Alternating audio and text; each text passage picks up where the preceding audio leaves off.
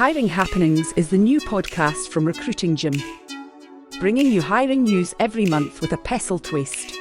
Sponsored by Monster. Hello and welcome to the second edition of Hiring Happenings. I'm Angela Cripps, the MD of the Recruiting Gym. This is Hiring Happenings with a pestle twist. We will put up a screen that explains what pestle is for you. And it's really important for us in the recruitment industry to understand the bigger picture. So for these first 6 months, we're going to focus on the UK, and then the second 6 months of the year, we'll focus globally. So I'm bringing in guests each month that will talk about a topic. So we're on the E of economics in the pestle, and we wanted to make sure that we've got people that really understand the economics, not just in the minutiae, but in the bigger picture as well. So I'll get the guests to introduce themselves in a second. We've got Rohan, Byles, the Chief Financial Officer of Compass Contracting and Employment. And with him, Pegram, the Managing Partner of Recruitment Accountants. So Marie, I'm going to come to you first. What is it that you do and why are you interested in economics? So we're an accountancy firm and we act for about 100 recruitment companies. And I find we're advisors, so we've got to be proactive and at the forefront of anything that's happening. So if we're not up to speed with what's going on in the economy and the industry, then I don't see how we can advise our SME clients on what's going on and give them the heads up. And I think being an SME business, it is a struggle and it is hard. And I think it's leaning on professional advisors like ourselves, where we see it across the whole board. We're interacting with lots of different companies. We can really give that proactive advice. Fantastic. And that's why we invited you. As soon as I saw economics, you were actually the first person that came into my head at the Recruitment Agency Expo. And I knew that, this was your world. So join there. So Rohan, why did you say yes to this podcast? Yeah, I think I've always been interested in economics because I like to understand how things work, taking sort of complex interactions and behaviours and sort of like boiling them down into smaller or simpler models that are a lot more easy to understand. And I like having that light bulb moment, where you go, that makes sense. Or, you can then pass on that learning or understanding to somebody else and helping them to have that light bulb moment as well. So That's a perfect description of what we're doing and why we wanted to bring Hiring Happenings with a pestle twist, because it is, people don't have this knowledge. And when you do get it, you suddenly realise, it's starting to all make sense and everything starts to link together. Our episode 1 was politics and we realised politics is in everything. But we want to deep dive into economics here. Now, we wouldn't be able to bring this podcast to you without the sponsorship of Monster. Monster have been connecting job seekers and recruiters online since 1994. This is their 30th year. So thank you to them. Very much appreciated. Okay, so let's get into this then. I'm going to come back to you, Rohan, because something that's in the news, very current this month, is inflation. And actually, what am I talking about this month? For the last 18 months. Yeah. But very much this month on a positive, maybe. That's the difference.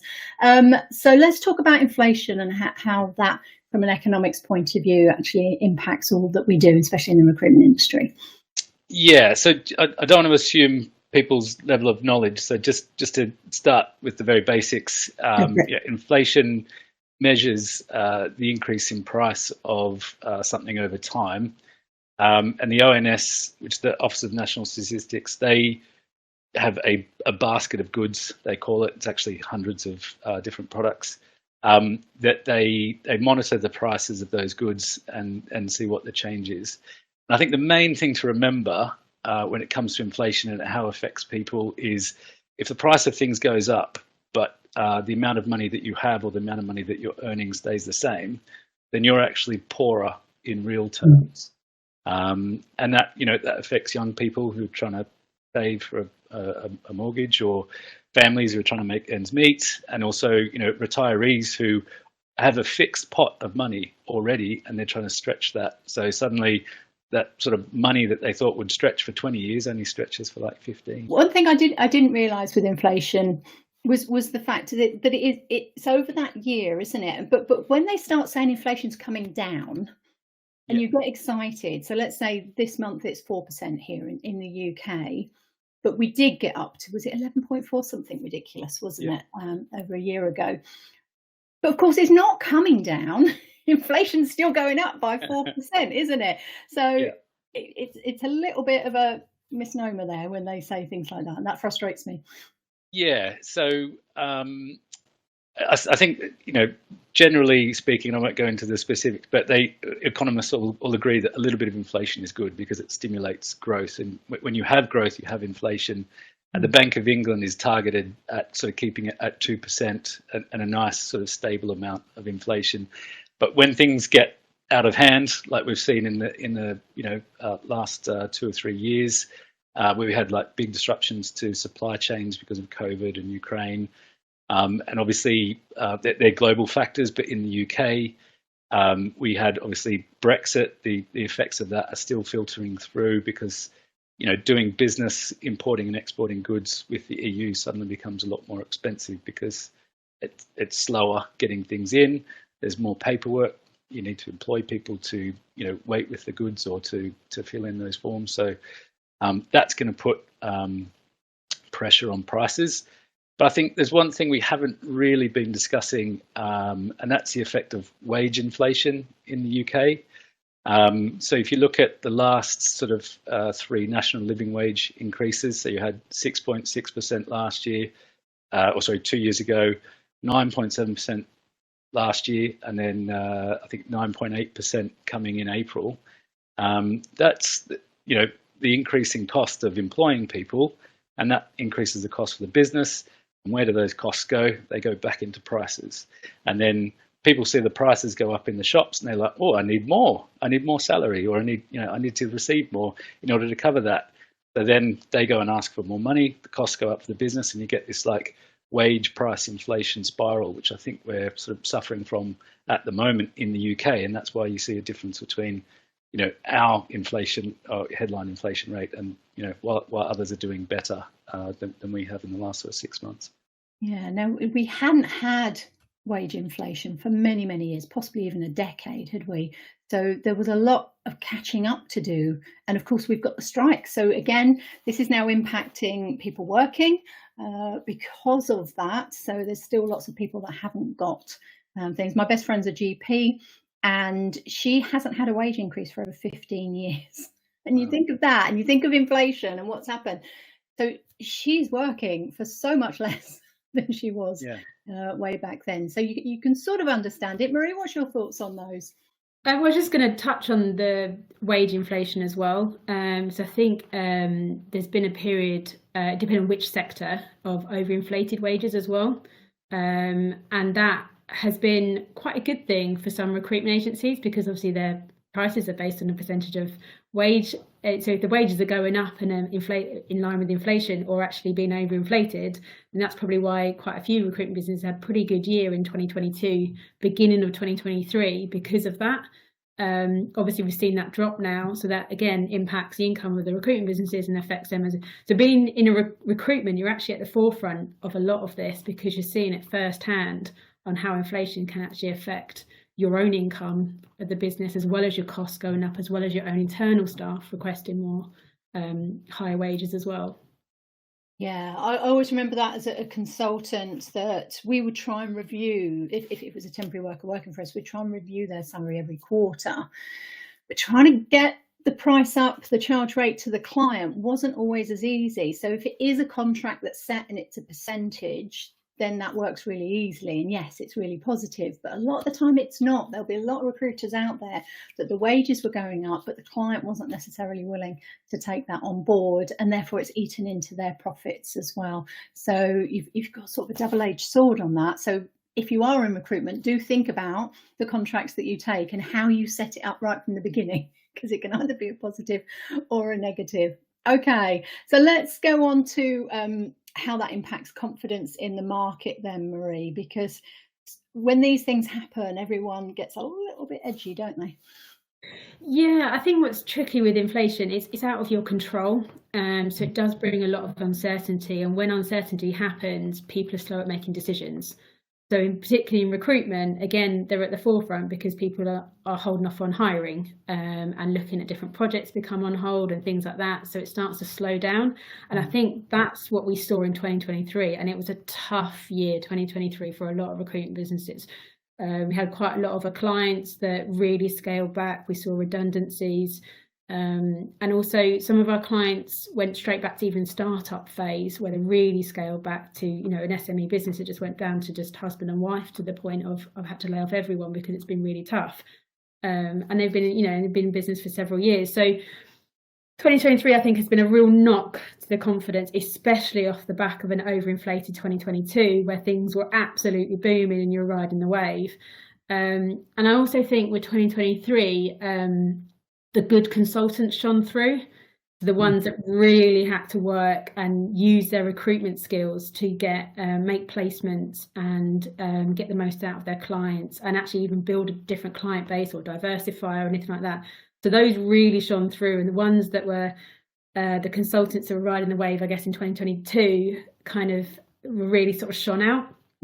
So it's been quite a learning year, I think, 2023, but coming into 2024, confidence is higher. I've seen from a lot of our clients, performance is starting to recover slowly. It's been okay. We've got clients that have got quite a good pipeline.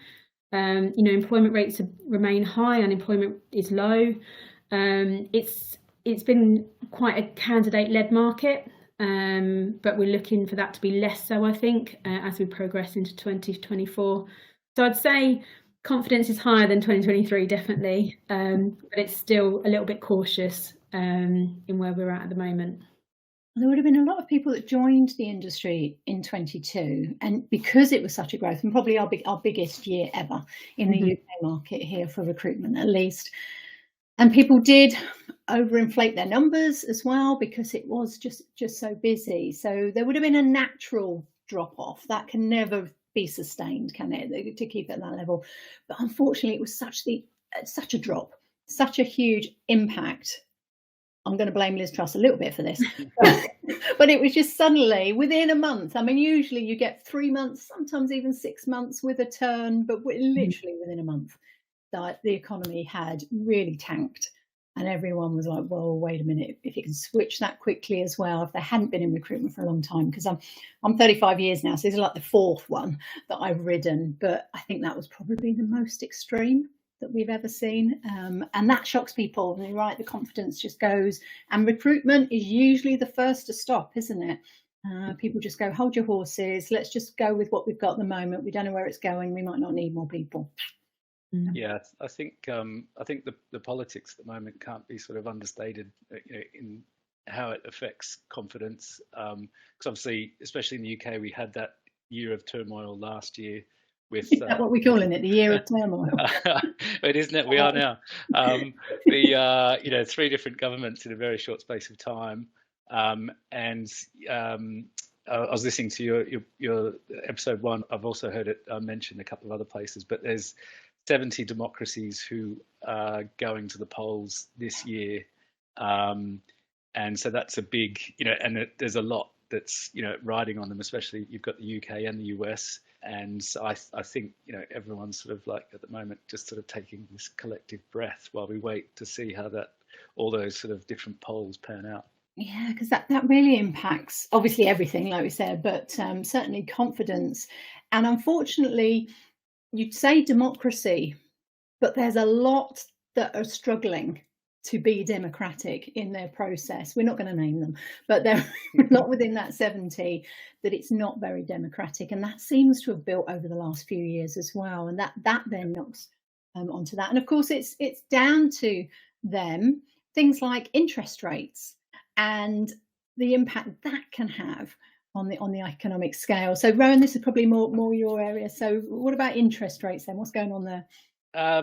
Yes, again, just to cover the basics. So interest rates are all derived from one key, which is the Bank of England base rate. The Bank of England has one main job, and that is to keep inflation at 2%. It also, if it can, it supports growth and development and employment. but not at the cost of inflation. Interest rates obviously will flow in through borrowing and credit and factoring, and that will affect the cost of business. But I think if you're looking at interest rates, you need to understand maybe where inflation is going. Obviously, I think you mentioned earlier that it is coming down, and that the expectation is that they are going to get back to that sort of 2% rate in the, if not the short term, then the middle term. But there could still be a couple of stings in the tail. Like I mentioned, the national living wage, that 9.8%, that's a hefty increase for businesses to swallow. The full effects of the Middle East crisis, I think we're probably priced in most of the Ukraine. And then I think the last one is, fuel and energy prices have been pretty good over the last 6 months, but, we could have a shock either through Ukraine or through the Middle East, or both could decide to, implode and push those things up. And so at the moment, while I think the expectation is for inflation to come down, and therefore the Bank of England will start to reduce the interest rates, I feel like there's still some risks there, and I don't think the Bank of England will be sort of rushing to reduce them in a hurry. And as most finance is linked to the Bank of England base rate, I think businesses and mortgage holders are going to suffer for a little while longer. Yeah, I mean, I think a lot of people wouldn't have realised the impact world politics and world economics had on them. If you went through the GFC, so we're talking sort of 2008, 2009, the global financial crisis, that made a huge difference. So if you were in the industry then, you sort of get it. But this last couple of years, where you've got wars in other countries, and yet they have such an impact on what happens in our country. And again, that can be overnight. Literally, you wake up the next day and something major's happened. You're nodding there, Marie. Yeah, well, I actually was a recruitment consultant in 2009, and Northern Rock was my biggest client. So you can imagine what my experience of recruitment was then. Yeah.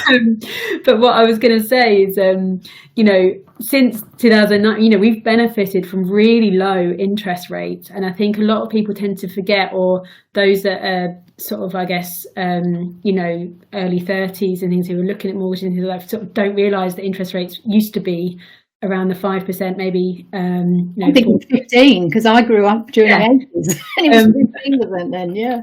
But they just literally went off the edge of a cliff at 2008, 2009 time, and they sort of stayed at that level. And I think getting back to the sort of 2-3% would be a great result for us. There shouldn't, I think expecting it to be anything lower than that anytime soon would be just completely unrealistic. The 0 to 1% sort of interest rates are very long gone. That's the thing. A lot of people will only see it maybe in their mortgage. My mortgage is only in the last few years now, but that 10-year period of it being really low was lovely. But of course, when it's hit now, it's like, okay, it's like 10 quid difference. But there's so many people that borrowing is great if you've got loads of money, because high interest rates means you're making loads of money on that. But that's not the realism of most business, is it? They are borrowing. They are actually taking credit, and especially temporary recruitment companies, because they need to keep the wage flow. They have to pay the temporary, even if the client hasn't paid them, from a legal point of view, isn't it? So that cash flow can be a real issue. So is that something that your company gets involved in, Marie? Yeah, definitely. So I think managing your cash flow and those sort of things, and seeing the peaks and troughs of interest rates and what's going on, can really heavily impact your borrowing. With recruitment, getting an efficient working capital cycle is really important, and it can make or break you as a business. And if you don't have a tight control on your cash flow, and most temporary recruitments have a funding facility as well. If you don't keep tight control on that, then you can find yourself in choppy waters pretty soon. And that's the last place you want to be, I think, especially when things are so uncertain at the moment as to where we're going.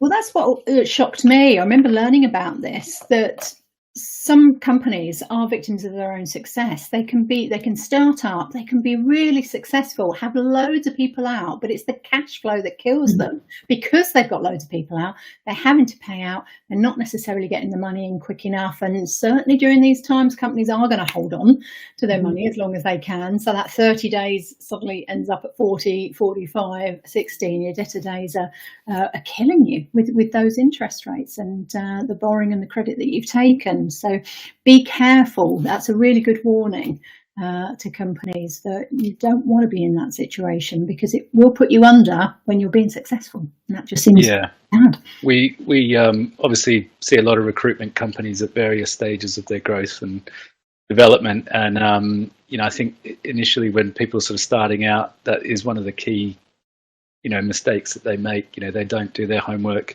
They don't read the fine print, and I don't think they calculate the full cost of factoring. They think that's maybe on the timesheet value or the timesheet plus margin, but it's timesheet and margin and the VAT. So they think it's like 4 or 5% when actually it's sort of closer to 10%. And then they're making deals at 10% to try and get business in, and they're basically working for free. I think also one of the other key mistakes that people make is not charging a margin on every item on your invoice. So if you put through like £100 expense and you don't put a margin on it, the factoring company is still going to charge you a fee on that. And, that's going to, obviously you're going to be losing money on that portion of your timesheet, and that could wipe out your margin depending on, the amount of expenses that go. That's why we need people like you, because we don't read the small print all the time, and it can be an issue that you find out later when the sheets come through. You go, wait a minute, how did that work? That through. One thing you can do as well, and certainly I did during those tough times, is ask for money up front when you're working on a project with a company. So if you are going to be supplying them, and I can remember it was credit controllers that nearly did us in, because all of a sudden everyone wanted credit controllers because they wanted to get the money in, but then they didn't pay for the placements afterwards. If they did go under, then we lost out that way. So I did learn a good lesson in that first year, because I joined recruitment in the late 80s, and we had like 1991 was a pretty bad couple of years recession. So be aware if suddenly people are asking for individuals like that and they want a lot of them, then ask for a project fee up front to make sure that you've got some revenue in the bank. So temporary perm contract, doesn't matter. Call it a project fee. Everything gets set up, everything gets organised, and you've got some money in the bank. And then if a little bit later you've got issues getting it in, you can then stop supply if you need to. And we're not strong enough on that, are we? Not from those. Okay, so borrowing credit, factoring, something I really don't know much about and would love to learn a little bit more about, Marie. So what's factoring? So I was going to go back to the basics in terms of invoice discounting, factoring, and some of the bespoke providers that are out there. A lot of temporary recruitment agencies have some kind of facility behind them, and that is to bridge the gap between when you pay out your contractors to when you receive the income from your clients. And if you're looking to scale up, I recommend that you definitely get a facility behind you. The difference is invoice discounting is when the agency still owns the debt, so it's an advance on the invoice. And it's generally the cheapest and most common solution for recruitment agencies. Factoring is when the agency sells the debt to the finance provider. Finance provider then has to chase that debt in and actually does all the credit control for you. But they would charge a bigger chunk for that, wouldn't they? Correct. Yeah, so that's a more expensive option. You've also got bespoke providers out there that do your pay and bill for you and actually just give you your margin every single week. Those are slightly more expensive options, depending on some are. These are the likes of Simplicity, Sonovate, Cuba, people like that, which are quite common providers in the industry for the UK.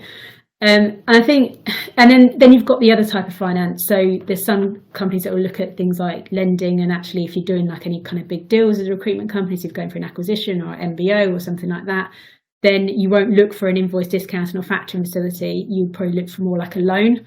And I think just to touch on that side, I think the lending market, because we've come from a period of during the pandemic, we had a lot of government backed funds.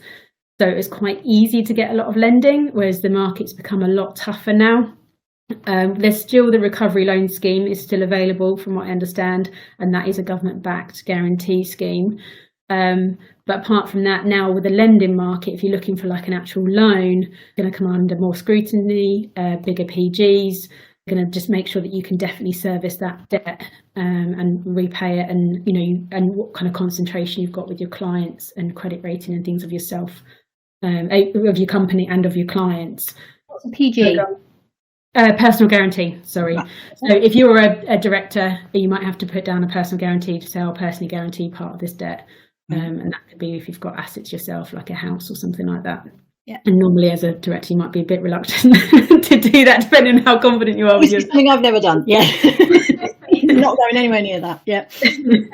But one tip I'd say with any kind of funding is actually thinking about your own credit rating as a company, because that will be checked when you do when you look for a facility. So what affects your credit rating is going to be things like when you submit your accounts to Companies House. So if you've had a particularly bad year, for example, you might want to delay the submission or maybe even change your year end. Or if you've had a really good year, get them in quickly because your credit rating is going to go up based on those numbers. So just a little tip there.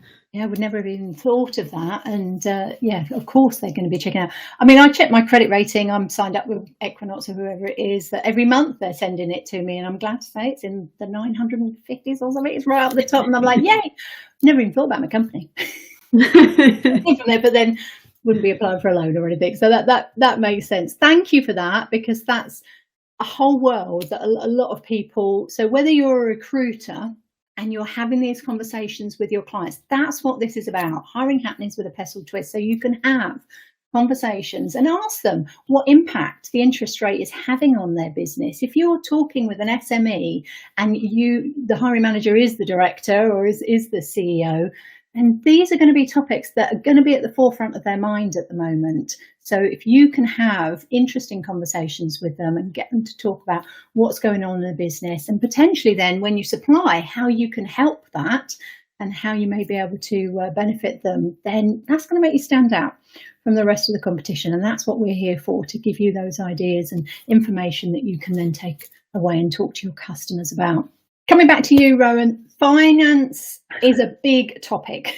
Okay, you're Chief Financial Officer, and this was something, obviously, if we're doing economics, we need to do finance. I'm just going to let you go with whatever is your passion. What do you want to talk about? Yeah, well, big topic. I think you can sort of sum it up in one saying, which I think most people have probably heard before.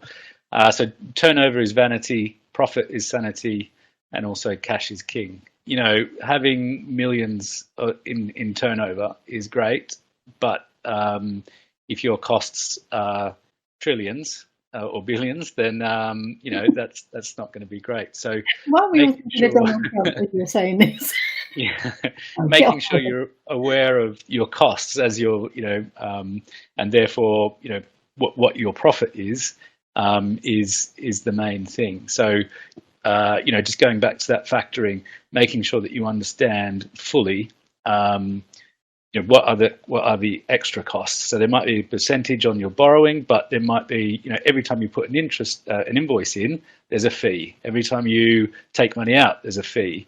Every time, I don't know, you call them or think about calling them, there might be a fee. But there's so much more than just the interest rate. So having that, that will give you an appreciation of, so when you do go to a customer and you do have that conversation, and they say, well, why am I charging a margin? Why are you charging me a margin on expenses? I don't make money on expenses. And it's like, well, I don't make money on expenses, but I don't want to lose money on expenses. And also, you're sort of having that conversation around, well, the margin, I'm putting my margins up from, 15 to 20 or 20 to 25. Why are you doing that? It's like, well, the cost of my borrowings, tripled or quadrupled in the last, 6 months or however long. So then you can sort of say, well, look, here it is. It'll be 25%, but if you pay within three weeks, then we'll make it 22%. We'll give you 20%. We'll give you some of that money back. So I think it's that real focus on profit as opposed to turnover that is going to, make your business successful in the long run. And I think, but one of the sort of pitfalls is obviously cash is king. You can be the most profitable business in the world, but if your customers don't pay you and you don't have any cash to pay your temp workers or your permanent your consultants, then your business is going to fall over. And Marie touched on something there in the factoring, which is the concentration limits. And I think a lot of companies will have one client which is either makes up 25% of their book, or is very close to it, or is more than 25% of their book. And if you don't read the fine print, you're only funded up to when they hit 25% of your total book. At that point, the factoring company is going to stop lending you money for that client. So it's like, how do you fill that? And if you start to get into a hole with them, then you could be making millions in profit on that business, but you don't have the cash for your business to keep going. So that, in a nutshell, is like, turnover is vanity, profit is sanity, and cash is king. Yes. One thing that really helped me with that, and I don't know, certainly the companies that I work with, there's not that many that are willing to share the P&L with the manager. So whether it's the team leader, the billing manager, it's sort of kept at director level. But actually, as a manager of a team of 10 or 11, having the P&L every month and seeing where the money was going and having a target on that gross profit. So we'd have turnover, and then we'd expect I think gross profit to be 65%, net profit 35%. I think I'm remembering it's a long time ago, but yeah, if we could keep that net profit at 35%, so once everything's been paid out, we've still got 35% left. Yeah. Then we were in a really good place. But as soon as it started dipping, we were looking at, okay, what's got to go, or we've got to make more sales, which was more likely. So having that insight is really important for people. If you want them to make the sales, then give them some of the tools as well, where they can actually see where they can make an impact. And for me, it was a motivation, because I don't want to take anything away. I want everything that I'm paying for. So therefore, let's make more sales. Marie, what are your thoughts? Yeah, I think you're spot on in terms of, if you've got a recruitment agency that's got different teams, having your team leaders being responsible for actually their own P&L is a great way to incentivize them, but also get them to understand that, you're not just churning or bringing in income, it's actually looking at all the additional costs as well. So how much you're paying team members, how much commission is being paid out, all those additional costs, as well as your license fees and things like that. They're all costs to the business that actually you might not be making any money whatsoever. There's certain KPIs that we recommend keeping track of. And I think one of the most important KPI for recruitment businesses is staff cost to net fee income, that we focus on quite a lot with our clients. So when I say staff costs, I mean salary, employees' national insurance, pension, commission, bonus, anything related to actually the cost of employing. I wouldn't include things like training or license fees or anything like that, just the actual salary and benefits and things for them. And compare that against your net fee income. And if that percentage is under 50%, then you're in the right region. It's gone up a lot more than it used to. I used to work a third. I think those days, unfortunately, have long gone. We were a quarter, so we'd expect four times. I think, or 5 times your basic salary. Yeah, I think basic salary is a bit different. So this is including commission and everything else, but we're finding it depends on which sector you're in. If you're more in sort of the professional sector in recruitment, so white collar type recruitment, you're looking at the higher end of 45%. Well, maybe 45% really on that percentage. But you'll be amazed at some recruitment businesses that are actually over that 50% and think, why am I not making money? And it's like, well, it's because you're paying out too much in terms of either basic salary, your commission structure is not fit for purpose. And it's looking at those metrics and keeping it up. Because recruitment agency, at the end of the day, your biggest cost is going to be your staff. It's a service industry, so that's the one you want to keep the tightest control on. Definitely. It does shock me that companies will bring in a commission structure and actually won't work it all the way through, and it's only 6 months in or so and they're realizing the impact on it and they're paying out too much, that they then go back to the drawing board. I worked with 5 different commission structures in 8 years, So there is never a perfect one. I do write them for companies, but I always have to start with, it won't be perfect for everyone. It just doesn't happen, but we can try and make it as close to it as possible. But this is where I saw you speaking at the Recruitment Agency Expo on different ways of incentivizing companies. So from an economics point of view, it'd be really nice if you could share a few of those. Yeah, sure. You're completely right in terms of commission structures. It's testing it and, you know, stress testing it and making sure it fits right. And I've seen God knows how many different types of structures in my experience in recruitment. But going beyond commission structures, I think you need to have a look at there's many other ways that you can actually incentivize your team, the cultural side of things. There's benefits packages and things like that. But one of the things that I actually spoke about at the Recruitment Agency Expo was share option schemes. There's one in particular that's very popular in recruitment. It's called the EMI scheme, which is the Enterprise Management Scheme. And that is a very tax efficient way of tying people into your business for the long term. So if you're planning to have an event in the future, whether that's to hit a certain performance criteria or whether it's to sell your business, you can offer share options to your employees and to like your key players, and they can have a slice of the pie when you get to that level. So they can either get shares in the business or get a payout when you sell the business. And it's very tax efficient. It doesn't actually cost any tax for the individual when you first grant the options. And then if you do sell the business, for example, the tax rate, I won't go into the details of it, but you're looking at potentially getting a 10% tax rate on the proceeds that you get from the business. So it's a very good scheme. And I think looking at long-term incentives, it's trying to play to those key players, because the cost of replacing people are those that aren't brought into your business or your purpose of what you're trying to achieve. The cost of them leaving and the impact that can have on your business could be quite detrimental. So I would recommend looking at how you want to incentivize them to bring on to the long-term plan of your business. And that's definitely one way you can do it. Yeah, I must admit, I wasn't so aware of these schemes, and seeing you speaking about it, I thought this is just perfect for our industry, because we usually have 3-year plans in a business. We definitely want to keep those senior people for at least the next 3 years to achieve those. And therefore, having something that can help to tie them in where everyone wins is tax efficient. It's like, hello, why are we not screaming about these? So we'll put a link. If you're watching on YouTube or if you're on your favourite podcast channel, we'll be putting links into all of these things that we've referenced so that you can go and find out more. And that's what we're here for. Let's start the conversation. And then from there, we can actually give you opportunity to make sure that, you can have interesting conversations with your customers as well and within your teams. So let's make this a topic that you have. Maybe you're doing your own pestle at the moment. You can add this information in from there.